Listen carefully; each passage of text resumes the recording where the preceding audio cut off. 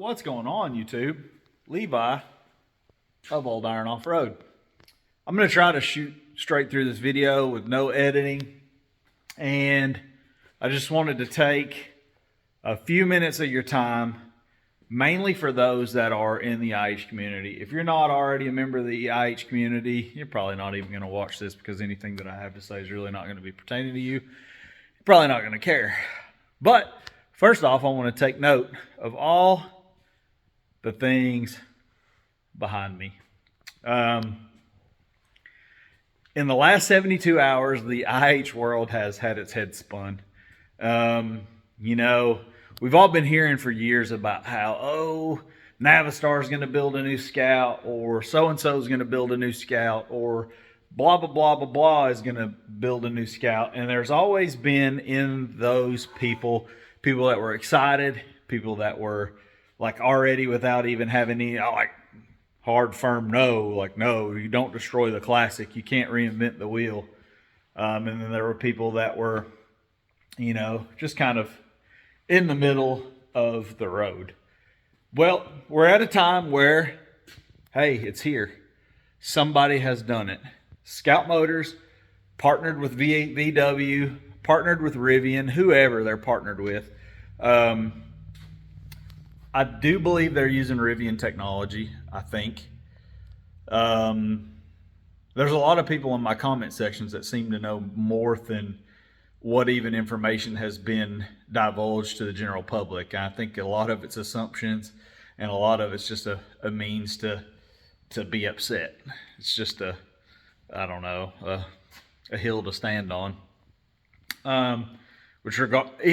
Regardless of any of that, I don't care. Here's what I see. There's a company called Scout Motors that went out of their way. And let me preface this by saying I've been called a sellout.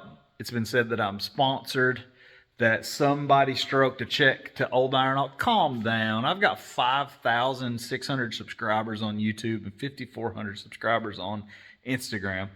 I'm effectively nobody. I'm just a dude in a garage that for the past 20 years has been plugging away on these things, putting them back on the road.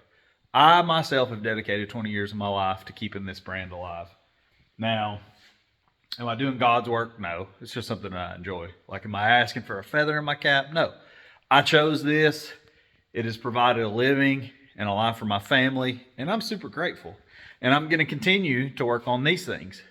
But what you're seeing right now is the IH community being super divided by something that I really genuinely feel should be embraced. Now, here's the facts. A company called Scout Motors has stepped up. They have built a manufacturing plant in the United States. In the United States.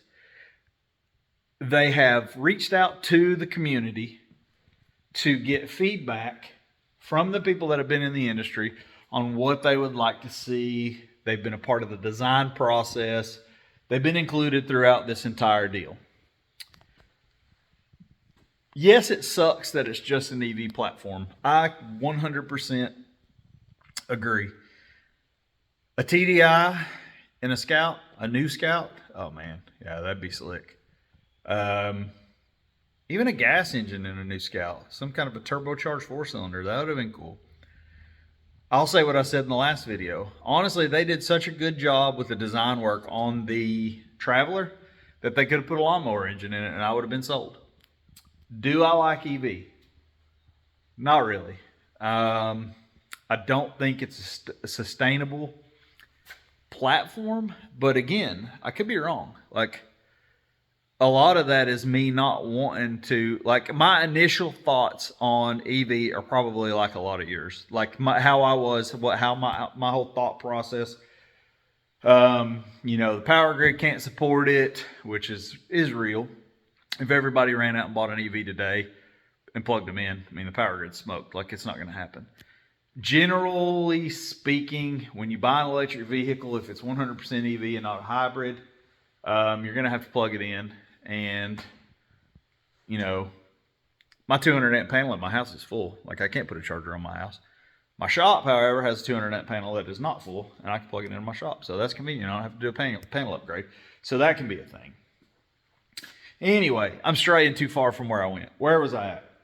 Scout Motors, manufacturing in the United States. They asked the community what they wanted, what they expected. They are attempting to source over 70% of the products going into these vehicles in the United States. That's huge. At the reveal, every product that they gave the people who attended as swag was all made in the United States. Every bit of it. They didn't go to China and get bags and what have yous and whatnots. Every bit of it came from stuff that was sourced in the United States, which I thought was pretty impressive. You don't see that a lot. They reached out to the community to ask their thoughts and opinions, and used the feedback wisely to build what I thought was a dead nuts on. The Terra, not so much. Like the Terra, there were some cool nods to the 800s, but the Terra really didn't do much for me. My wife loved the Terra. That's what she wanted. The Traveler, though, man, like I'd be lying if I said that I didn't get emotional when I saw that thing roll out of the garage. Like it was cool. Like they went out of their way to include some of the most OG Scout guys and women in the community. Phil Coonrod was there. They went out of their way to make sure he was a part of the reveal. Ted Ornis's daughter. And if you don't know who Ted Ornis is, you don't have an opinion in any of this. Your opinion is invalid. You really shouldn't even be speaking on this. That's my opinion. Don't get mad. If you don't know who Ted Ornis is, you have zero thought or opinion in any of this. You should shut up and go do some research. But anyway, Ted Ornis's daughter was there for the reveal. How crazy is that? They made sure that she was there front and center for this reveal. And from what I saw, she was nothing but in love with it. I actually sat across from her at dinner. Her and her husband. Cool people. But where I'm getting with all this is love it or hate it. Like, it's fine. If you love it, great. If you hate it, great. Just do that and don't expect others to feel the same. The IH community has been super tight-knit for forever, and there's no reason for something like this to drive a wedge in between any of us and stir up any kind of ill feelings or ill will towards one another. That's stupid. It's dumb. We're still a family. It's the same crap that you see going on with political stuff. It's like we can't just agree to disagree anymore. You can't like something without making everybody else feel like they need to like it. And it's not a world that we need to live in.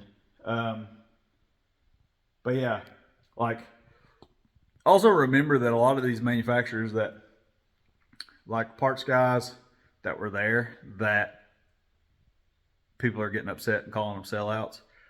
You should remember that for the past however long, the reason why you were able to keep, a big part of the reason why you were able to keep your IH on the road was because of them.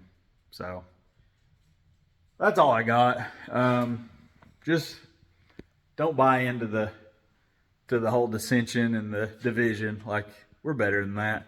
IH people, like, these aren't going anywhere because of a new thing. Like, that should just be a shining light on these. Like, these are going to be more known, and maybe that's what people don't like. Maybe people don't want anybody knowing about the old orphaned IH brand. I don't know.